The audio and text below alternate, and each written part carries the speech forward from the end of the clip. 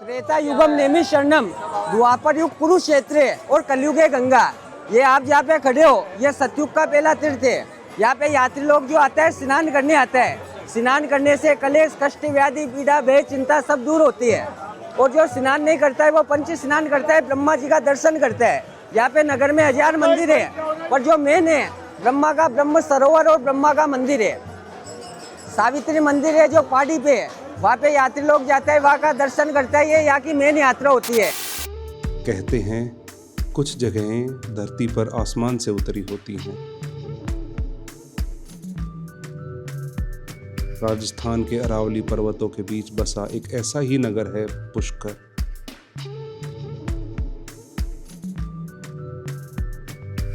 ये वो तीर्थ है जहां सतयुग में जगत पिता ब्रह्मा ने स्वयं कमल का फूल गिराया था।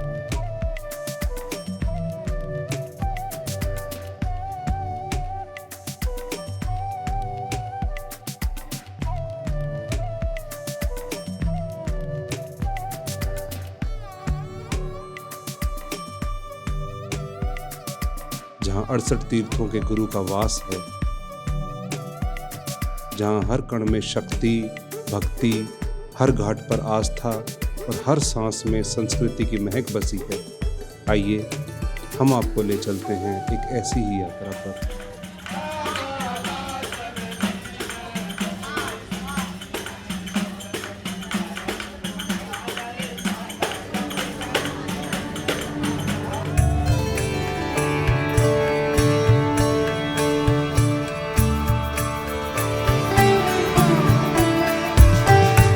पुष्कर क्या है, पुष्कर क्यों आना चाहिए?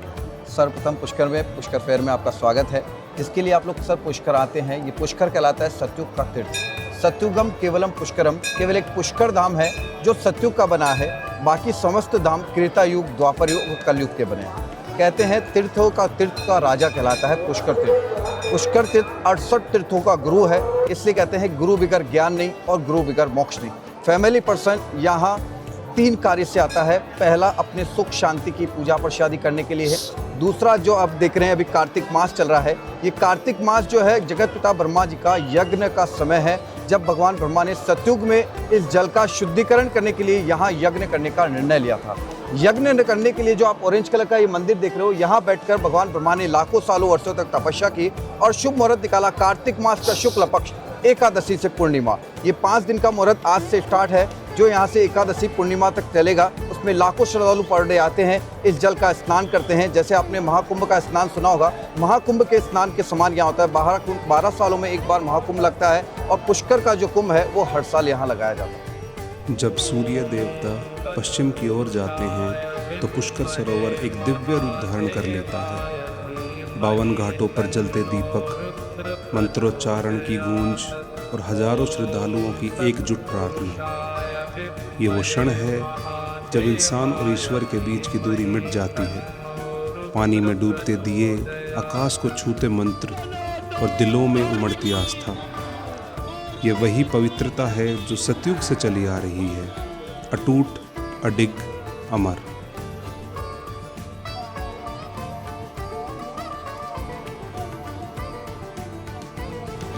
पुष्कर तीर्थ की उत्पत्ति कैसे हुई? ये पुष्कर तीर्थ जो है, भगवान ब्रह्मा ने मृत्यु लोक के अंदर अपना मंदिर मूर्ति बनाने के लिए विष्णु भगवान से कहा, क्योंकि हिंदू धर्म में 3 बड़े देवी देवता कहलाते हैं, ब्रह्मा, विष्णु, महेश। विष्णु जी का धाम बोधगया बिहार में है, शिव का धाम काशी के अंदर है। तो भगवान ब्रह्मा ने मृत्यु लोक में मंदिर बनाने के लिए विष्णु भगवान से कहा, तो विष्णु भगवान ने नाभि में से कमल का फूल उत्पत्ति किया और जगत पिता ब्रह्मा जी को दिया। कहा कि आप इसे जहाँ फेंकेंगे, मृत्यु लोक में जहाँ जाकर गिरेगा, वहीं आपका मंदिर मूर्ति धाम बनेगा। तब विष्णु भगवान के हाथ से देने से भगवान ब्रह्मा ने वो अपना हाथों से कमल का फूल गिराया, जो ब्रह्मलोक में 7 चटकमा लगाते हुए इधर में बीचों बीच आकर गिरा।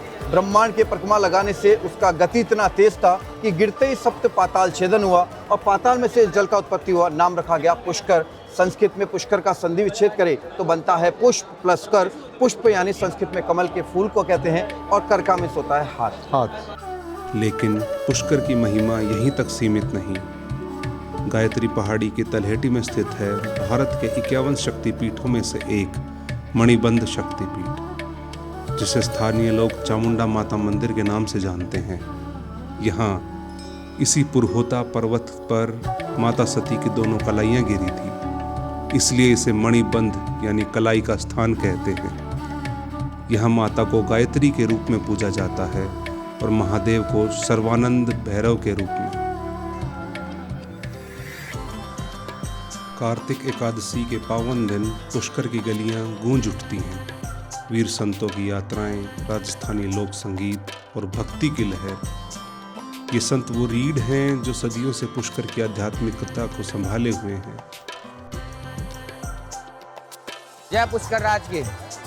ये आज पुष्कर के दिन, एकादशी के दिन, आज वीर संतों की यहाँ पे यात्राएं निकली जा रही है और यहाँ पे इन संतों को यहाँ पे पुष्कर के अंदर में भव्य सम्मान मिलता है और यहीं पे इनको पुरस्कार दिया जाता है, वो भी इनके कर्मों को देखकर। और यहाँ पे इन्हीं के वेदों मंत्रों के द्वारा पुष्कर की यात्राओं को सफल माना जाता है।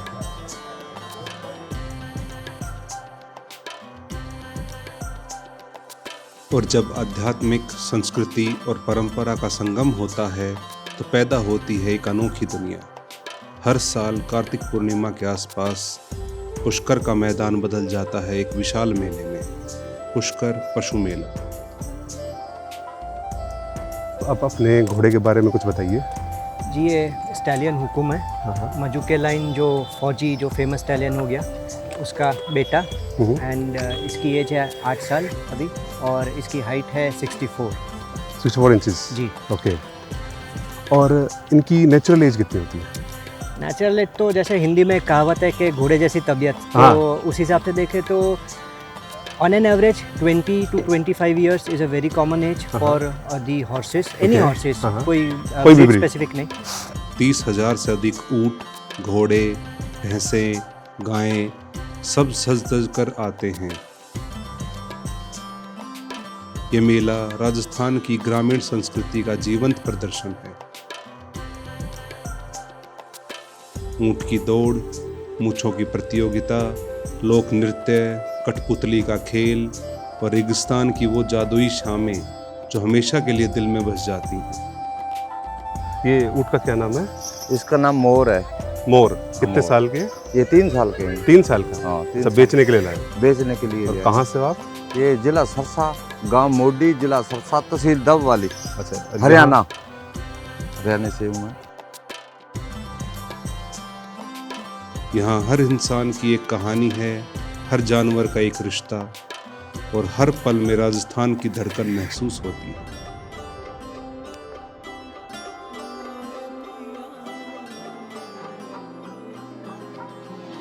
पुष्कर एक शहर नहीं है, ये एक अनुभव है, एक एहसास है, एक आध्यात्मिक यात्रा है। यहाँ हर घाट पर एक कहानी बसी है, हर मंदिर में इतिहास छुपा है, हर गली में संस्कृति की खुशबू फैली है। यहाँ समय थम सा जाता है, आधुनिकता और परंपरा का अद्भुत मेल है। जहाँ सुबह की आरती में वही भक्ति है जो सतयुग में थी और शाम के मेले में वही रौनक जो सदियों से चलती आ रही है। पुष्कर, जहाँ धर्म के 68 तीर्थों का गुरु विराजमान है। पुष्कर, जहाँ माता का शक्तिपीठ दिव्य ऊर्जा बिखेरता है। पुष्कर, जहाँ राजस्थान की संस्कृति अपने चरम पर है। अगर आप सच्ची भारतीय संस्कृति को जीना चाहते हैं, अगर आप आध्यात्मिकता का असली अर्थ समझना चाहते हैं, अगर आप रेगिस्तान की वो जादुई रातें देखना चाहते हैं जहाँ आसमान में तारे नाचते हैं, तो पुष्कर आपका इंतज़ार कर रहा है। क्योंकि यहाँ सिर्फ घूमने नहीं आते, यहाँ आप खुद को खोजने आते हैं। नमस्कार, धन्यवाद और पुष्कर जी की जय हो।